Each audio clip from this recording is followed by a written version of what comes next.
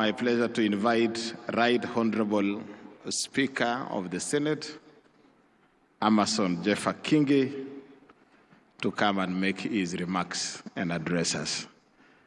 Karibu sana Bwana Speaker.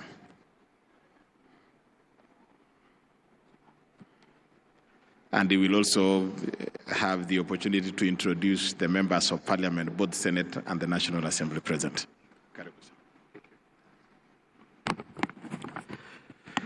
Your Excellency, the President of the Republic of Kenya, Dr. William Samoei Ruto, in the interest of time, allow me to adopt the protocols already established by the speakers who spoke before me.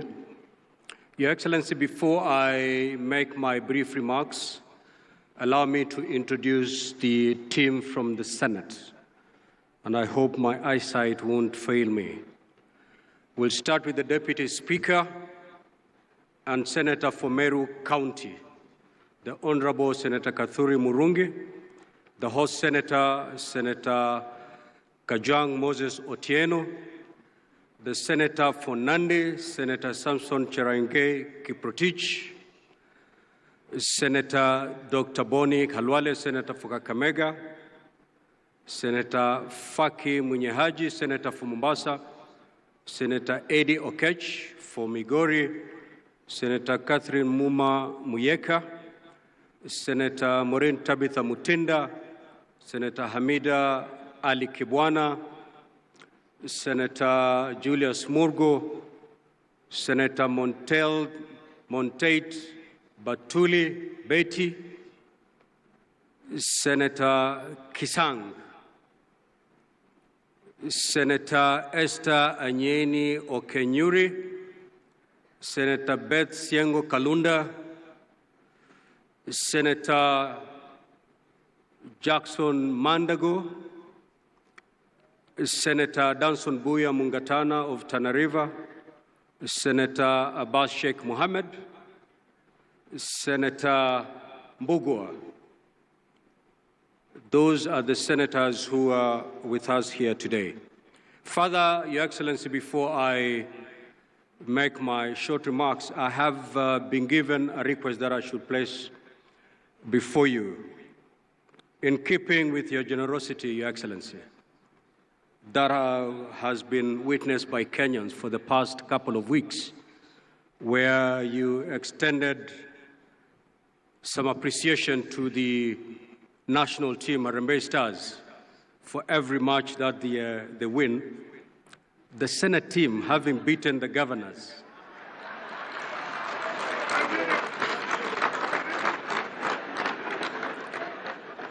they are wishing to be considered in that appreciation token. The team comprises of 16 members.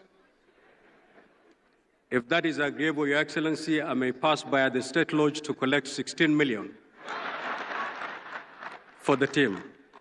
And I know it's possible. Thank you, Your Excellency. Distinguished participants, I join you with pride today as a firm believer in our country's most transformative governance shift since independence. That is devolution. We gather here to mark 14 years since the birth of devolved governance, a constitutional promise to bring government closer to the people and to ensure equitable development and to reverse decades of marginalization. As partners in the devolution space, our gathering here today and this entire week is not a matter of routine, but a national obligation. For devolution is about every lives of our people.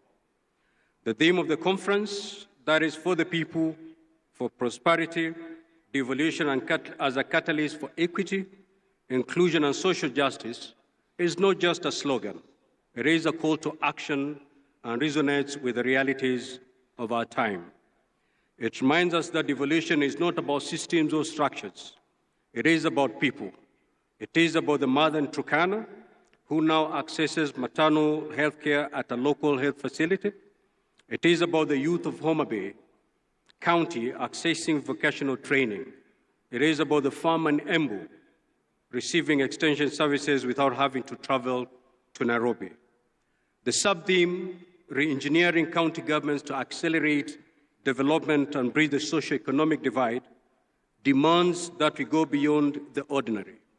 It demands that we make counties leaner, smarter, responsive, and people-centered. It is a call to disrupt mediocrity, embrace technology, promote innovation, and be accountable stewards of the public trust. Your Excellency, we promulgated the Constitution of Kenya in 2010 and operationalized it in 2013. We reimagined a Kenya where no county, no village, no Kenyan will be left behind. We moved away from a centralized, top-down approach that had for decades marginalized communities and deepened inequalities. In its place, we embrace a model of governance that is participatory, inclusive, and closer to the people. And while the journey has not been perfect, it has been profoundly transformational. Healthcare services, once centralized and overstretched, are now within reach of millions. County governments have constructed over 1,000 health centers, recruited thousands of health workers, and enhanced immunization coverage and maternal health. Infrastructure development has flourished. Counties have built thousands of kilometers of rural roads, enabling farmers to access markets and people to move with ease. Early childhood education, water provision, agricultural extension services, and local economic development all have experienced rejuvenation because of county-level planning and execution. Above all, citizen participation in governance has deepened. Today, a resident of Wajir, Lamu, Nyandarua, or Vihiga has a say in how resources are allocated in their ward, an unthinkable reality 2 decades ago. At the heart of these gains, Your Excellency, stands the Senate, the constitutional protector of counties and their governments, as proclaimed in Article 96 of our Constitution. In line with its mandate, the Senate has recorded the following milestones. It has allocated close to Kenya shilling 4 trillion cumulatively to counties through the Division of Revenue County Allocation Revenue Acts. Oversighted the use of these funds through the standing committees of the Senate. It has championed legislation that have empowered counties, enabling them to cooperate efficiently. The County Public Finance Laws Amendment Act, a key legislation that guarantees financial autonomy to our county assemblies and further anchors their role of oversight, legislation, and representation at the county level, has finally become a reality after Your Excellency did assent to it this morning. We thank you for that. It is no doubt, Your Excellency, that without the Senate, devolution would be a shell. With the Senate, devolution has become a shield for the aspiration of many Kenyans. Indeed, at this juncture, allow me to applaud our senators for working tirelessly in building consensus to navigate very complicated tasks as they execute their mandates. A good example is the collective effort and team spirit that characterized the debate and passing of the fourth revenue sharing formula for counties for the year 2025, 2026 to 2029, 2030. This was a profound departure from the past when such an exercise was riddled with acrimony and laced with political differences. Your Excellency, yet even as we celebrate these achievements, we must confront the hard truths mirrored in the following realities. These are the threats to devolution. 1, corruption and weak accountability systems in some counties continue to threaten and erode public trust in devolution. Failure, regrettably so, failure by some governors to heed invitation by the Senate to come to the Senate to account for the resources placed in their hands not only erodes the good working relationship within the devolution family, but also is detrimental to the noble goals of devolution. Regrettably, Your Excellency, we have seen cases where Senate committees have had to encounter hostilities when they visit counties in exercise of their oversight mandate. Very regrettable. Duplication of rules and power struggles between national and county governments undermine efficiency and cooperative governance.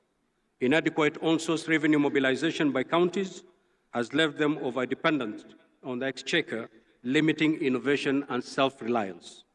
Wrangles within the county assemblies, which sabotages work delivery.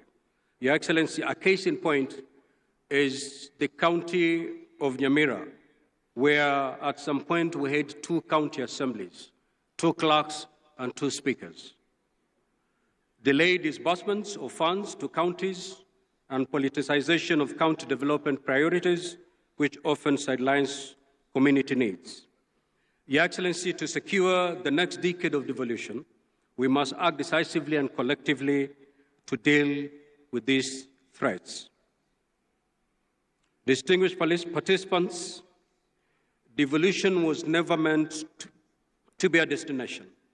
It is a continuous journey, one that requires vigilance, courage, and commitment.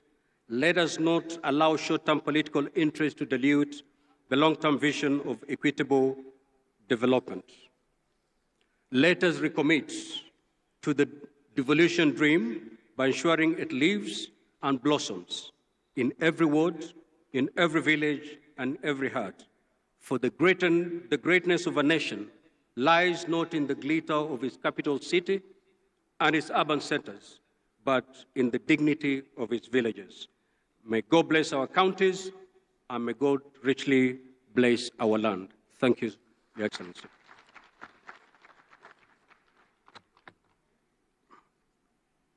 Tumpigie makofi Bwana Spika.